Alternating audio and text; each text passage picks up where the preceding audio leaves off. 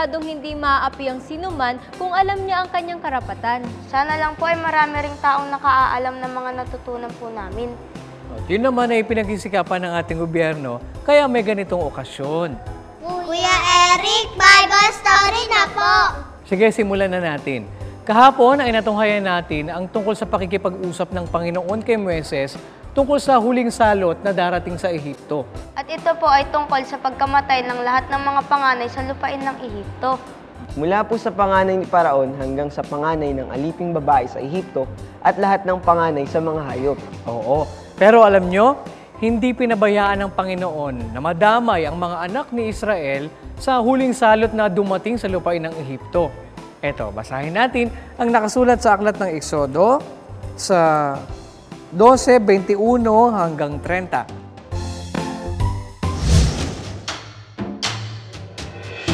Nang magkagayoy, ipinatawag ni Moises ang lahat ng matanda sa Israel at sinabi sa kanila, "Kayo'y lumabas at kumuha kayo ng mga kordero ayon sa inyong sangbahayan at magpatay kayo ng kordero ng Paskwa.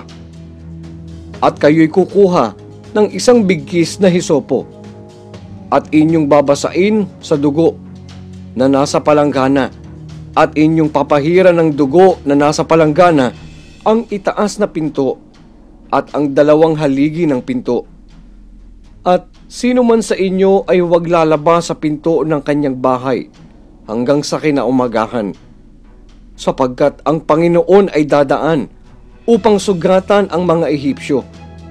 At pagkakita niya ng dugo sa itaas ng pinto at sa 2 haligi ng pinto, ay lalampasan ng Panginoon ang pintong iyon. At hindi niya papayagan ang manunugat ay pumasok sa inyong mga bahay na sugatan kayo. At inyong ipangingilin ang bagay na ito, na pinakatuntunin sa iyo at sa iyong mga anak magpakailanman. At mangyayaring pagdating ninyo sa lupain na ibibigay sa inyo ng Panginoon, gaya ng kanyang ipinangako, ay inyong tutuparin ang paglilingkod na ito. At mangyayaring pagsasabi sa inyo ng inyong mga anak, anong ibig sabihin ninyong sabihin sa paglilingkod na ito? Na inyong sasabihin, siyang paghahain sa Paskwa ng Panginoon, na kanyang nilampasan ang mga bahay ng mga anak ni Israel sa Ehipto, ng kanyang sugatan ang mga Ehipsyo, at iniligtas ang aming mga sangbahayan. At ang bayan ay nagyukod ng ulo at sumamba, at ang mga anak ni Israel ay yumaon at ginawang gayon, kung paanong iniutos ng Panginoon kay Moises at kay Aaron, ay gayong ginawa nila.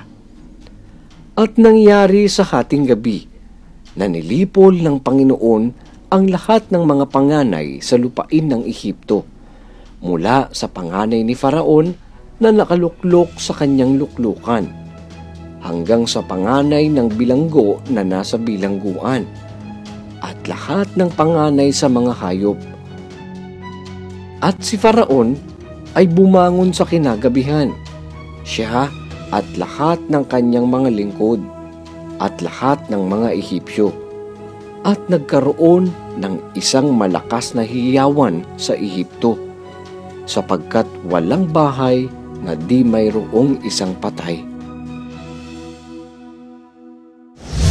Tinuruan po pala ng Panginoon si Moises para hindi madamay ang mga anak ni Israel sa huling salot na sumapit sa lupain ng Ehipto.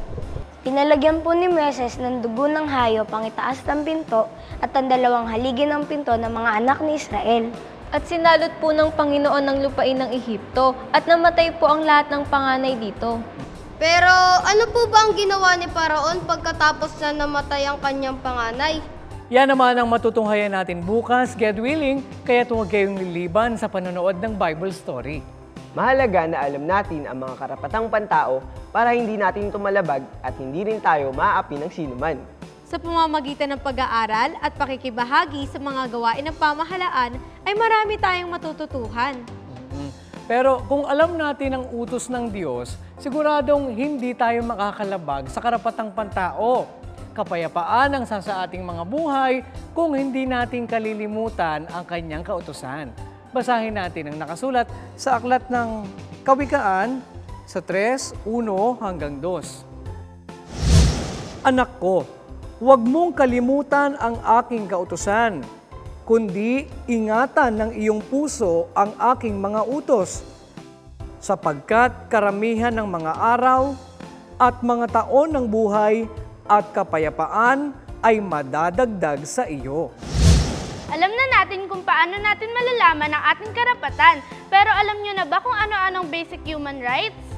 Yan naman ang pag-aaralan natin bukas kung loloobin ng Diyos.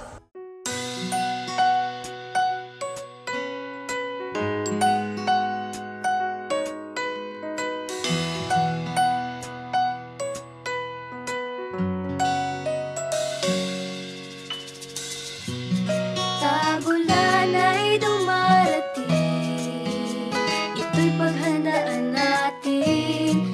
Katawan ay palagtasin sa mga wastong pagkain. Kalungkutan natin ay papawiin. Pagkatapos ng ulan, araw ay sisikatin. Sa pagbuhos ng ulan, ating ngang nalalaman, sa Diyos nagmumula ang kabutihan. Pananim at kagubatan, nadidiligan, sa lupa'y nararamdaman kanya. Pagmamahal magpakailanman.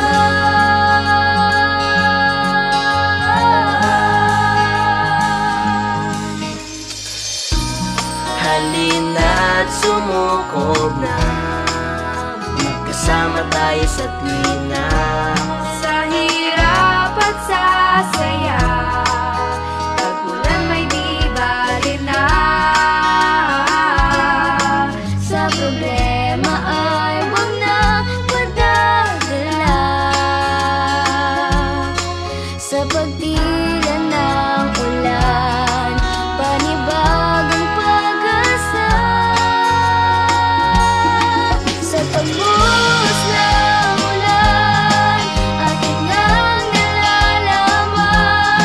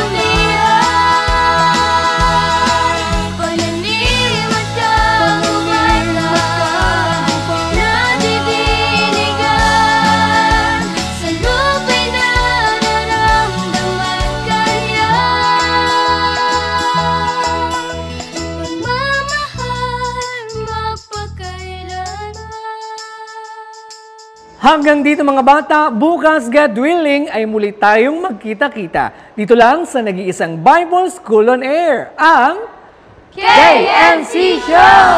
KNC Show. Will teach us while we grow. Sa tulong ng ating Diyos Ama, isipan ay magliliwanag. The KNC Show. Will teach us while we grow. Sa tulong ng ating Diyos Ama, isipan ay magliliwanag na.